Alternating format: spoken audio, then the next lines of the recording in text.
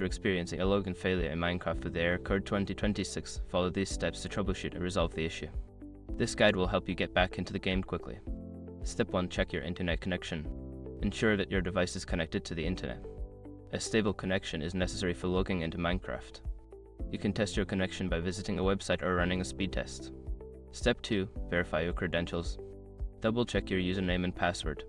Make sure there are no typos and that you are using the correct account information. If you've forgotten your password, use the password recovery option. Step 3. Restart the game. Sometimes, simply restarting the game can resolve login issues. Close Minecraft completely and then relaunch it to see if the problem persists. Step 4. Update Minecraft. Make sure you are using the latest version of Minecraft. Check for updates in the launcher and install any available updates, as older versions may have compatibility issues.